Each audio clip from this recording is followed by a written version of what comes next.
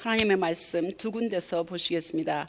예레미야 31장 31절에서 34절, 갈라디아서 3장 1절에서 5절 말씀입니다. 같이 읽습니다. 여호와의 말씀이니라. 보라, 날이 이르리니 내가 이스라엘 집과 유다 집에 새 언약을 맺으리라. 이 언약은 내가 그들의 조상들의 손을 잡고 애굽 땅에서 인도하여 내던 날에 맺은 것과 같지 아니할 것은, 내가 그들의 남편이 되었어도 그들이 내 언약을 깨뜨렸음이라. 여호와의 말씀이니라.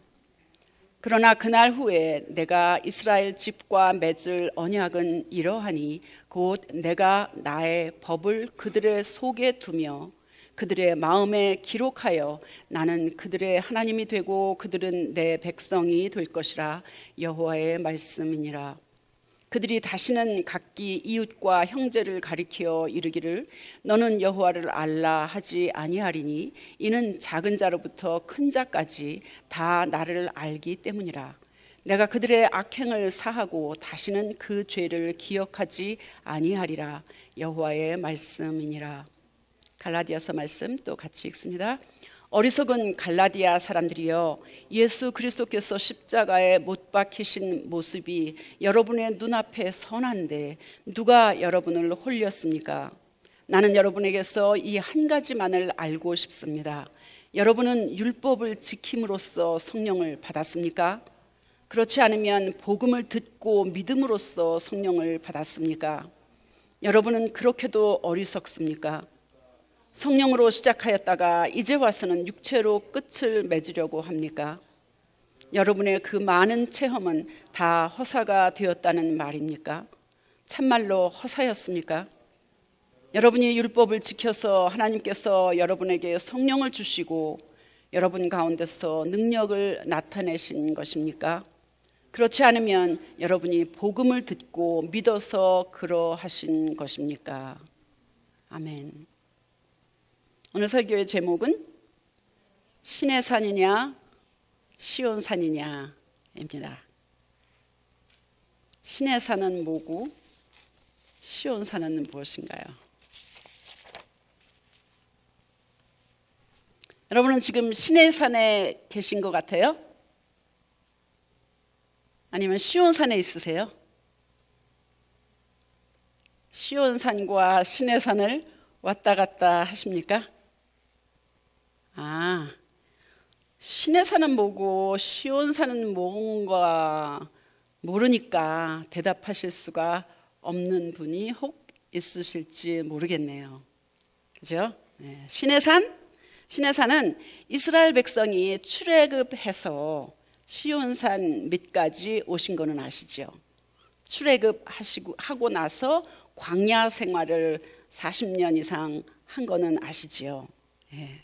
그래서 모세가 이스라엘 백성을 인도해서 애굽의 종살이 되었던 애굽 땅에서 데리고 나왔잖아요.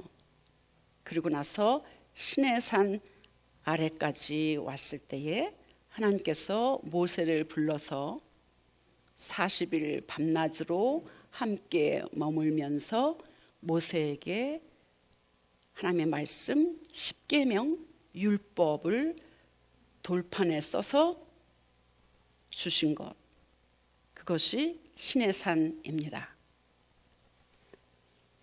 이때에 십계명 율법뿐만 아니라 성막은 이렇게 지어라, 성막의 설계도, 이런 제사법, 이런 것까지 자세하게 가르쳐 주셨습니다. 한마디로 시내산은 율법을 상징하는 겁니다. 그러면 시온산은 뭔가? 이스라엘에 가보시면 예루살렘 그 뒤에 이렇게 둘레에 이렇게 늘어져 있는 그런 작은 언덕, 산 같은 곳입니다. 정상에는 다윗의 무덤이 있습니다. 유대인에게는 이 시온산은 정신적인 그런 그 중심, 종교적인 중심, 이런 아주 중요한 곳이었습니다. 시온에 거하는 자들이 기쁨과 행복을 누리며 하나님의 도우심을 보장받는다, 이런 말씀들이 스바냐에도 있고 예레미야서에도 있습니다. 시내산과 시온산은 여러 면에서 큰 차이가 있습니다. 시내산은 아주 메마르고 건조한 땅입니다. 바람이 많이 불고 돌산, 거친 사막 가운데 있는 산이 시내산입니다. 반면에 시온산은 아주 풍성하고 햇빛이 있고 은혜가 있고 그런 복락의 중심지가 시온산입니다. 한마디로 시내산은 구약시대 율법을 상징하는 것이고 시온산은 신약시대 복음을 상징합니다. 그래서 히브리서 기자는 너희가 이른 곳은 시내산이 아니라 시온산이다 이렇게 이야기합니다. 그러면 이제 다시 한번 여러분에게 물어보겠습니다. 똑같이 시자로 시작하니까 좀 헷갈려요, 그죠? 여러분은 시내산에 있어야 될 것 같으세요? 시온산에 있을 것 같으세요? 네, 시온산에 있어야만 합니다. 시온산입니다. 복음, 예수님을 만나려면 시내산이 아니라 시온산에 있어야 되는 거예요. 그런데 왜? 시편 2장 6절에 보면 하나님께서는 내가 나의 왕을 내 거룩한 산 시온에 세웠다 말씀하시고 시편 14편 7절에도 이스라엘의 구원이 시온에서 나오기를 원한도다 이렇게 말씀하십니다. 시온은 곳곳에 하나님의 은혜가 나오는 곳, 하나님이 함께 하시는 곳, 은혜를 주시는 곳 이런 것으로 표현되고 있습니다. 그런데 시온산에 있으려면 반드시 광야에 있었던 시온산을 거쳐야 된다는 거예요. 이게 무슨 말이냐? 로마서 3장 20절에 보면 율법으로는 죄를 깨닫는 것이다 이런 거예요. 그죠? 시내산에서 율법을 받고 죄를 깨달은 자만이 시온산에 갈 수 있다는 겁니다. 그리스도를 만날 수 있다는 겁니다. 복음을 접할 수 있다는 겁니다. 구원을 받을 수 있다는 겁니다. 구원을 감사할 수 있는 겁니다. 구원에 감격할 수 있는 것입니다. 본인이 죄인인 것도 모르는데 내 죄를 용서해 주신 것이 뭐가 감사하겠습니까?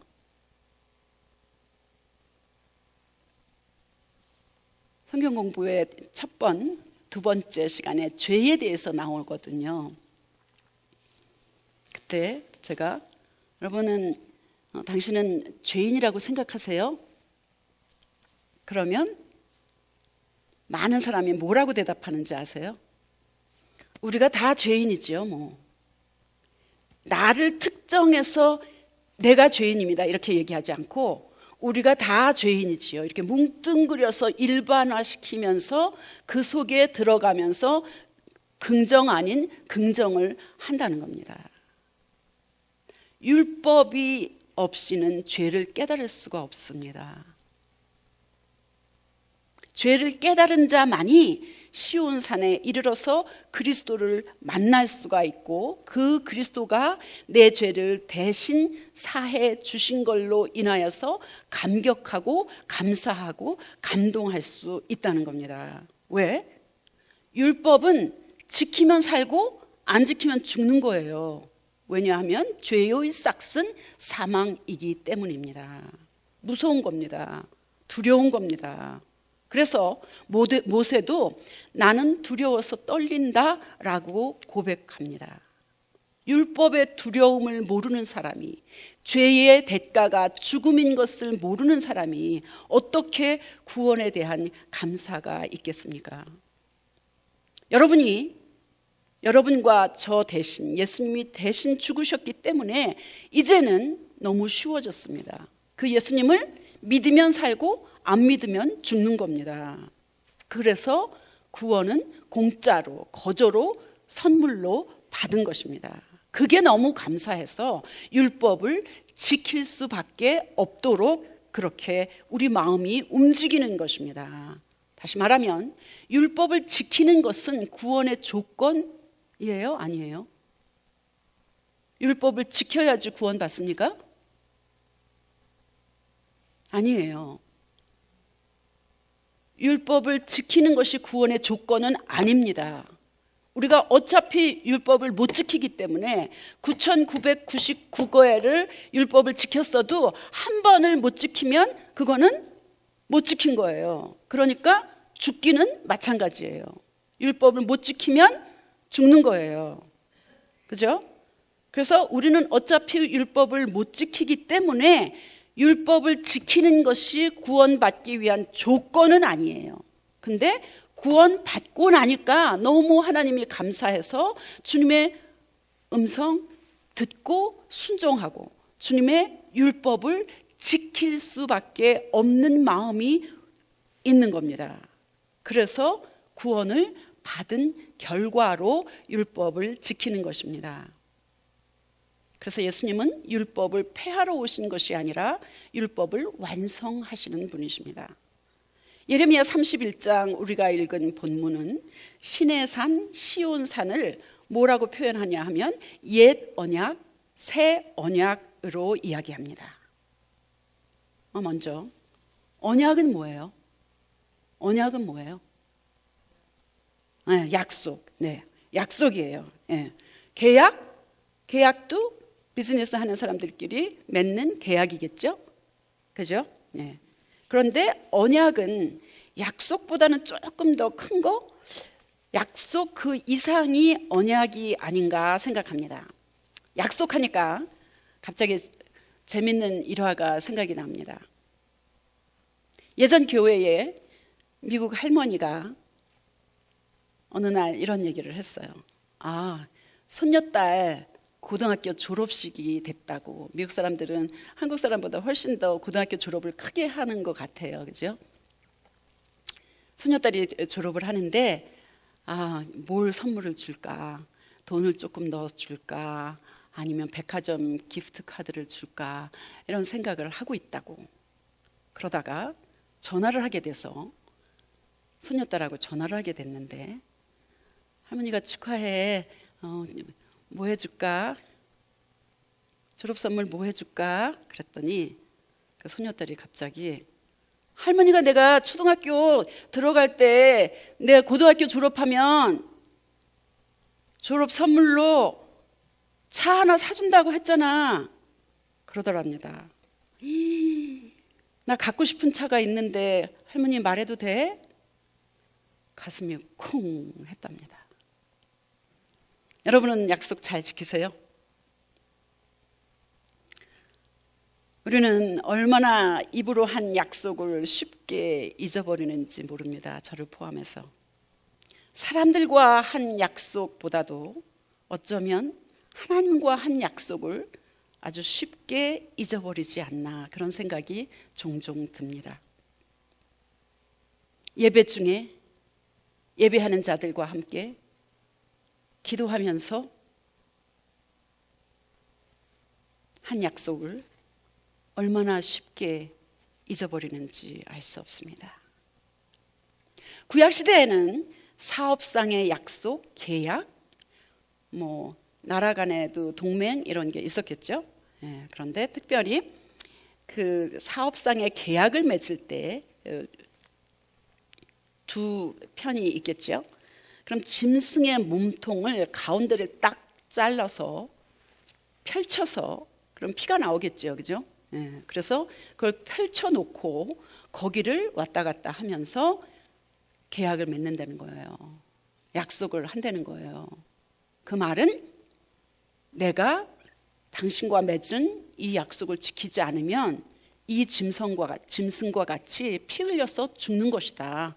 다시 말하면 죽음을 담보로 생명을 내놓고 약속을 지키겠다는 맹세를 하는 것입니다. 이런 이야기 들어보셨죠? 창세기 15장에 보시면 아브라함을 향하여서 하나님이 약속을 하실 때 그렇게 했습니다. 내게 아들을 줄 것이야. 네가 번창할 것이야. 너의 자손들이 엄청 많아서 모래알처럼 많아져서 네가 나라를 이룰 것이야. 이런 약속을 하셨을 때에 바로 아브라함을 향하여서 환상 가운데 바로 이런 몸통을 잘라서 피를 낸 그런 짐승의 환상을 보여주셨습니다. 예레미야 말씀에 나오는 옛 언약, 새 언약. 이 언약은 그냥 우리가 보통 하는 내일 2시에 거기서 만나자 이런 정도의 약속보다 훨씬 더 무거운 것, 훨씬 더 깊이가 있는 그런 약속이 언약입니다. 이 언약은 신랑 신부가 결혼식을 할 때에 결혼 반지를 놓고 증표로 하면서 많은 사람들 앞에서, 주례자 앞에서 약속을 하지 않습니까? 나 아무개는 아무개를 남편으로, 아무개를 아내로 맞아 병이 들거나 가난하거나 부유할 때나 아플 때나 끝까지 내가 그렇게 사랑하겠습니다. 그것이 약속 그 이상의 언약입니다. 그래서 32절에 한번 보실래요? 32절에 우리가 읽은 그 본문 32절에 보니까 뭐래요? 32절 뒷부분에 보니까 애굽 땅에서 인도하여 내던 날에 맺은 것과 같지 아니할 것은, 애굽 땅에서 인도하여 내던 날에 맺은 것은 구약의 율법을 이야기합니다. 그죠? 예. 그런데 내가 그들의 남편이 되었어도, 율법을 지키지 못했다는 거죠. 그들의 남편이 되었어도 그들이 내 언약을 깨뜨렸음이라 여호와의 말씀이니라. 남편이라는 말이 나와요. 하나님이 이스라엘 백성에게 남편이라는 거예요. 그죠? 남편임에도 불구하고 이스라엘 백성이 하나님과 맺은 언약, 약속을 지키지 않았다는 겁니다. 그래서 하나님께서는 자비를 베푸셔서 새 언약을 주시는 겁니다. 율법, 옛 언약은 어디에 기록했죠? 어디에 기록했어요? 돌판에 기록했어요. 하나님 손수 쓰셔서 돌판에 기록하셨는데, 새 언약은 어디에 기록한대요? 다 하나님 말씀에 있습니다. 33절에 있어요.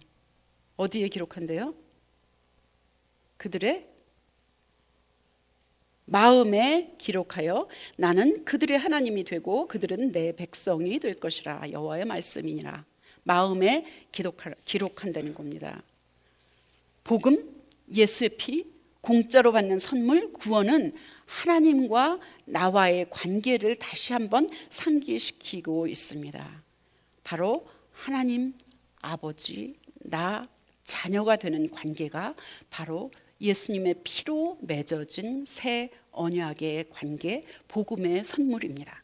이런 복, 이런 은혜, 이런 선물을 여러분 다 받으셨죠? 받으셨습니까? 잘 몰라요? 받으셨죠? 아멘입니다.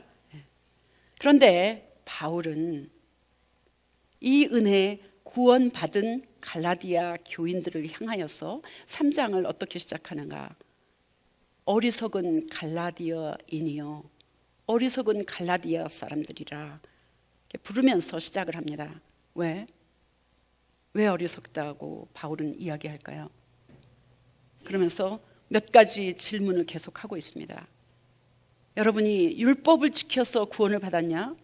예수를 믿음으로 구원을 받았냐? 율법을 지켜서 성령을 받았냐? 복음을 들고 믿음으로 성령을 받았냐?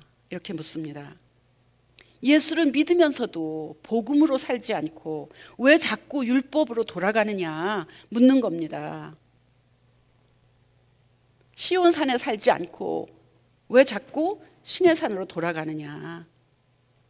왜 은혜로 살지 않고 왜 자꾸 선악간의 판단으로, 비판으로 살고 있느냐? 왜 용서 못하고 자꾸 비판하며 사느냐? 왜 다른 사람을 사랑하고 덮어주지 못하고 정죄하느냐? 이걸 물어보는 겁니다. 바울은 예레미야 31장 34절에서 하나님은 뭐라고 이야기하시나 보니까 뭐라고 얘기하세요? 이스라엘 사람들의 악행을 용서하고 그 죄를 기억한대요? 기억하지 못한대요? 다시는 기억하지 아니하리라 말씀하십니다. 그런데 우리는 어떻습니까? 상대방의 실수, 오점, 결함 이런 것을 이미 사과했어. 이미 용서했어. 이미 서로 다 풀었어. 그런데도 기회가 되면 그 사람의 실수를 기억하고 있다가 또 이야기하고 또 이야기하는 게 여러분과 저 아닐까요? 하나님이 옛 언약을 폐기하고 새 언약을 주셨는데, 그래서 예수님을 보내주셨는데, 십자가에 죽게 하셨는데, 피 흘려 돌아가시게 하셨는데, 그래서 쉽게 거저로 구원받게 하셨는데, 우리는 아직도 옛 언약, 율법적으로 살고 있지 않는가요? 복음을 듣고 믿으면서도, 성령을 받았으면서도, 기도하면서도, 주님의 은혜를 받았으면서도 아직도 율법, 정죄, 선악간의 판단에 사로잡혀서 살 때가 얼마나 많습니까?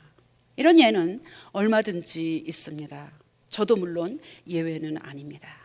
예를 들어서 남편이 외도하다가 아내에게 들켰습니다. 사내 못 사내, 결혼에 아주 위기를 만났고 결국은 아내가 결단하고 용서하고 남편은 사과하고 풀었습니다. 남편은 일체의 그런 잘못된 그런 것들을 끊고 가정에 충실하게 되었습니다. 몇 년의 세월이 흘렀을 때에 남편이 어떤 다른 작은 실수를 했을 때 부인은 그걸 가지고 기억하면서 옛날에 당신이 이랬잖아 저랬잖아 이렇게 하면서 남편의 그 잘못을 들춰내면서 수치심을 다시금 주기도 하고 싸우기도 하고 그런 것 얼마든지 볼 수 있습니다. 은혜 받고도 율법으로 돌아가는 것 아닐까요? 교회 안에도 얼마든지 있습니다. 신앙생활 열심히 합니다. 봉사 열심히 합니다. 기도 많이 합니다. 헌금 힘껏 합니다. 그렇게 하다 보니까 그렇게 하지 못하는 사람들이 눈에 툭툭 들어옵니다. 선악과를 따먹은 아담의 자손들이기 때문에 우리는 쉽게 비판합니다. 정죄합니다. 험담합니다. 겉으로 안 하더라도 속으로라도 어떻게 저 사람은 저럴 수가 있냐. 이게 바로 예수님이 가장 싫어하셨던 바리새인들의 모습이 아닐까 생각합니다. 시편 기자는 세상의 수많은 장소 중에서 시온을 하나님의 집이라고 밝힙니다. 더불어서 시온에서 힘이 되시고 피난처 되시는 하나님을 경외하며 구원을 받으라고 당부합니다. 시온은 예루살렘 지역 어떤 눈에 보이는 장소뿐만 아니라 영적인 시온도 있습니다. 여러분과 제가 교회이므로 우리 개개인이 예수의 피로 세우신 새 언약을 지키고 전하고 전파하고 그런 교회가 되기를 원합니다. 우리 교회가 영적인 시온이 되기를 간절히 축원합니다.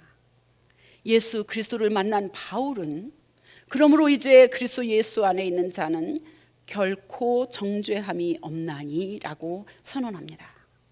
로마서 8장 1절에서 2절에도 이는 그리스도 예수 안에 있는 생명의 성령의 법이 죄와 사망의 법에서 너를 해방하였음이라 증언합니다.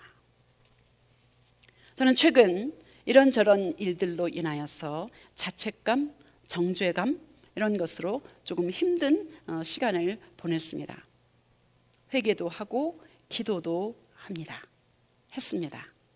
그런데 여전히 낙심이 되고 마음이 어두운 시간들을 좀 보냈습니다. 그러다가 오늘 말씀을 준비하면서 내가 신의 산에 머물러 있었나 보다. 혹시 내가 신의 산에 머물지 않았나 하고 자문해 보았습니다. 다른 사람만 정죄하고 다른 사람만 비판하는 것뿐만이 아니라 그것도 문제지만 결국은 나 자신을 정죄하고 자책하고 이런 것이 혹시라도 시온산이 아니라 신의 산으로 돌아가는 나의 모습이 아닌가 생각해 보았습니다. 혹시라도 복음이 아니라 율법으로, 은혜가 아니라 세상 초등학문으로 돌아가는 거라면 멈추어야 되구나 하는 생각을 하게 되었습니다. 다시금 시온산으로 돌아와서 주님 주시는 새 언약의 복음의 은혜의 기름 부음의 감사의 기쁨의 감격으로 회복하게 되었습니다. 고린도후서 6장 1절에서 바울은 이렇게 이야기합니다. 우리는 하나님과 함께 일하는 사람으로서 여러분에게 권면합니다. 하나님의 은혜를 헛되이 받지 않도록 하십시오. 고린도후서 3장 6절에도 하나님께서 우리에게 새 언약의 일꾼이 되는 자격을 주셨습니다. 이 새 언약은 문자로 된 것이 아니라 영으로 된 것입니다. 그렇습니다. 여러분과 저는 복음으로 살아났습니다. 아직 살아나지 않은 사람들 살아나기를 축복합니다. 은혜로 회복되었습니다. 회복되기를 축복합니다. 새 언약의 일꾼이 되었습니다.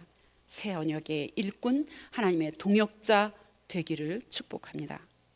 시온에 거하는 사람만이 당신의 거룩한 백성이라 칭함을 받을 것이라고 이사야 4장에서 말씀하십니다. 신의 산으로 돌아가지 말고 시온산에 삽시다.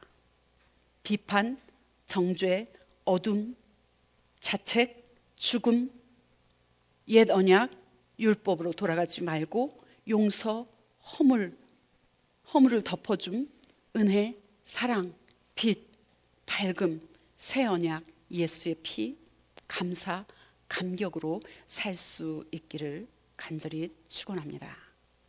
기도하겠습니다. 서신 채로 괜찮으시면 406장 찬송하시겠습니다.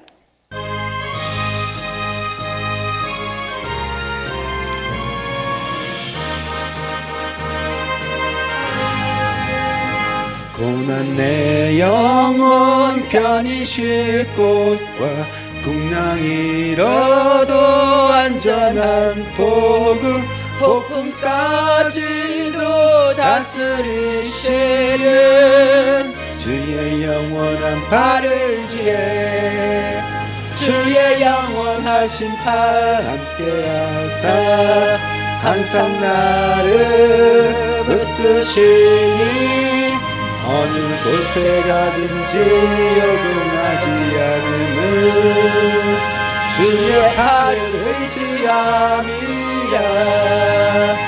세상 친구들 나를 버려도 예수는 함께 동행함으로 주의 은혜가 충만하리니 주의 영원한 팔을 지혜 주의 영원하신 팔 함께하사 항상 나를 붙드시니 어느 곳에 가든지 요동하지 않음은 주의 팔을 의지함이라.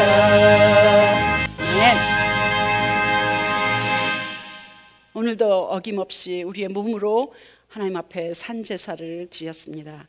그렇게 해주신 하나님께 감사를 드립니다. 우리에게 새 언약을 주셔서 율법 대신 은혜를 주시고 복음을 주신 하나님께 감사합니다. 들은 말씀 그대로, 찬송한 고백 그대로, 기도한 그대로 살 수 있도록 성령님께서 도와주실 것입니다. 이제는 우리 주 예수 그리스도의 은혜와 하나님 아버지의 극진하신 사랑하심과 성령님이 끊임없이 우리를 도와주셔서 신의 산이 아니라 시온산에 살 수 있도록 계속해서 은혜를 베풀어 주시는 것을 감사를 드리며 그렇게 해 주시는 성령님의 도우심 우리 모두에게 있게 하시기를 간절히 축원합나이다. 아멘.